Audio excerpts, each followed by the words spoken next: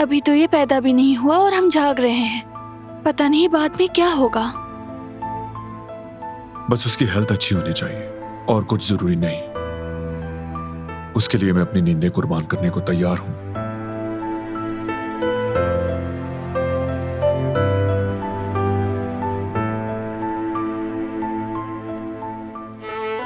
Doctor के पास जाने में काफी वक्त है अभी।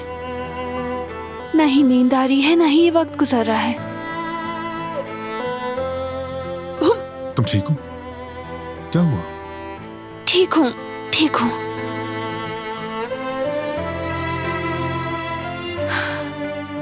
अब इन चीजों की तुम्हें आदत डालनी होगी, समझे? बार बार ऐसे घबराओ मत। चक्कर आ जाना, मतली होना, ये सब कुछ नॉर्मल है।